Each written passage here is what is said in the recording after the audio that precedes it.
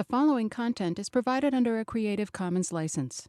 Your support will help MIT OpenCourseware continue to offer high-quality educational resources for free. To make a donation or to view additional materials from hundreds of MIT courses, visit MIT OpenCourseware at ocw.mit.edu. Okay, so what is this good for? Now that we have a definition, we should figure out what we can do with it. So what are the applications of dot product? Well, we'll discover new applications of dot product throughout the entire semester, but let me tell you at least about those that are readily visible. So one is to compute lengths and angles, especially angles. So let's do an example. Let's say that, for example, I have in space,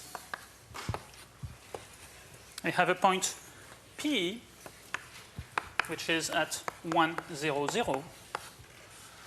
I have a point Q, which is at 0, 1, 0. So it's at distance 1 here, 1 here. And I have a third point R at 0, 0, 2. So it's at height 2. And let's say that I'm curious and I'm wondering what is the angle. So here I have a triangle in space connecting P, Q, and R. And I'm wondering what is this angle here. Okay? So of course, one solution is to build a model and then go and measure the angle. But we can do better than that. We can just find the angle using dot product. So how would we do that? Well, so if we look at this formula, we see, so let's say that we want to find the angle here. Well, let's look at the formula for PQ dot PR. Well, we said it should be length PQ times length PR times the cosine of the angle. Okay? Now, what do we know and what do we not know? Well, certainly at this point, we don't know the cosine of the angle. That's what we would like to find. But the lengths, certainly we can compute. We know how to find these lengths. And this dot product we know how to compute because we have an easy formula here. Okay, so we can compute everything else and then find theta. So actually what we will do is we will find theta in this way. We'll take the dot product of PQ with PR, and then we'll divide by the lengths.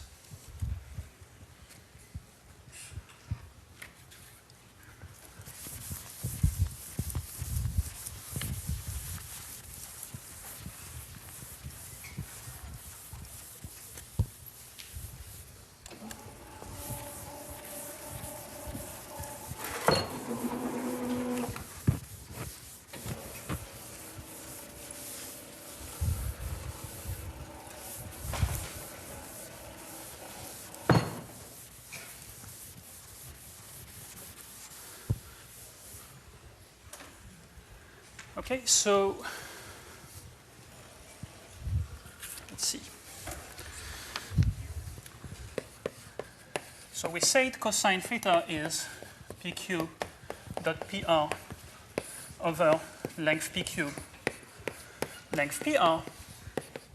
So let's try to figure out what is vector PQ. Well, to go from P to Q, I should go -1 unit along the x direction, +1 unit along the y direction, and I'm not moving in the z direction. So to go from P to Q, I have to move by -1, 1, 0. To go from P to R, I go -1 along the x-axis and +2 along the z-axis. So PR, I claim, is this.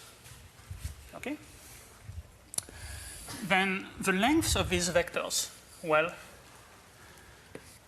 we take -1 squared plus 1 squared plus 0 squared, square root, and then same thing with the other one. Okay? So the denominator will become, well, there's a square root of 2, and there's a square root of 5. What about the numerator? Well, So remember, to do the dot product, we multiply this by this, then that by that, that by that, and we add. -1 times -1 makes 1.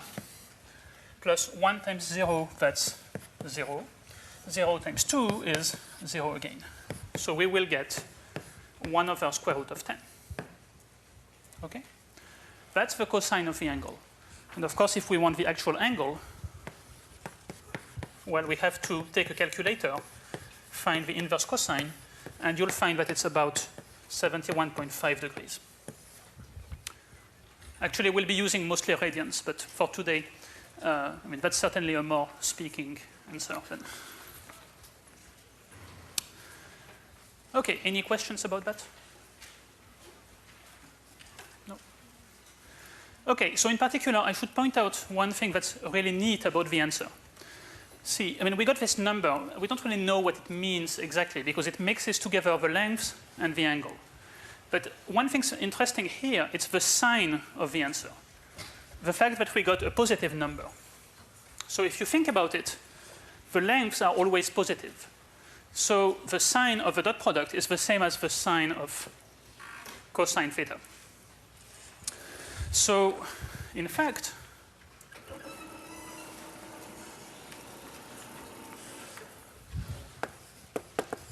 the sign of A dot B is going to be positive if the angle is less than 90 degrees. So that means geometrically, my two vectors are going more or less in the same direction. They make an acute angle. It's going to be 0 if the angle is exactly 90 degrees. Okay? Because that's when the cosine will be 0. And it will be negative if the angle is more than 90 degrees. So that means they go rather in opposite directions. Okay, so that's basically one way to think about what dot product measures. It measures how much the two vectors are going along each other. Okay. And that actually leads us to the next application. So let's see, did I have a number 1 there? Yes, so if I had a number 1, I must have a number 2. The second application is to detect orthogonality. It's to figure out when two things are perpendicular. Okay, so orthogonality is just a complicated word from Greek to say things are perpendicular. So let's just take an example. Let's say I give you the equation x plus 2y plus 3z equals 0. Okay? So that defines a certain number, a certain set of points in space. And what do you think the set of solutions looks like if I give you this equation? So far I see 1, 2, 3 answers. Okay.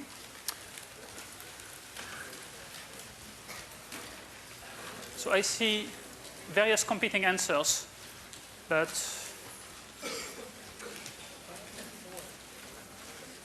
yeah, I see a lot of people voting for answer number 4. I see also some I don't knows and some other things, but the majority vote seems to be a plane. And indeed, that's the correct answer. So how do we see that it's a plane?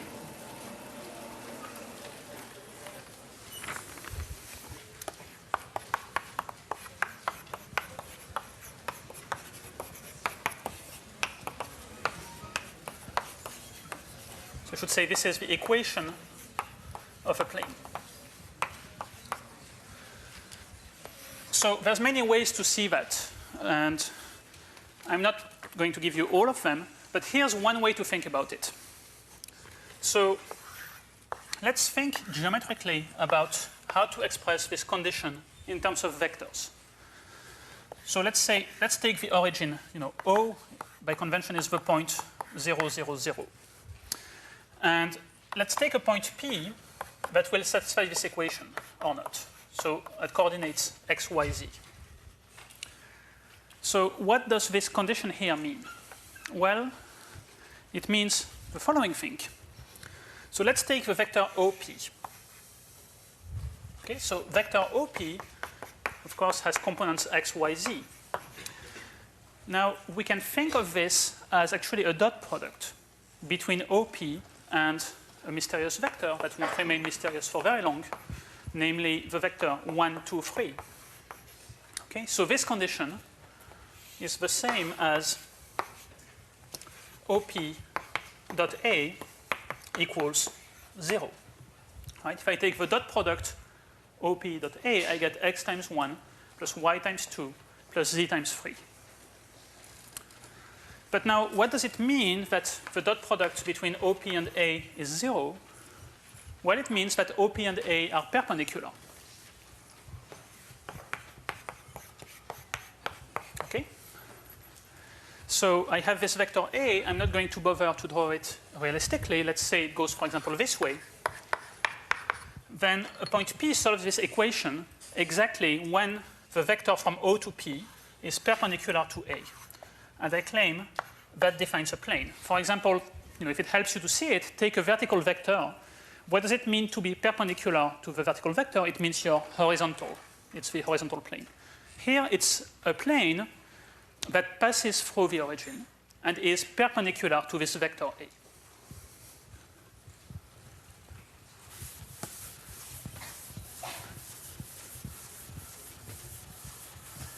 Okay, so what we get is a plane through the origin, perpendicular to this guy A. And in general, what you should remember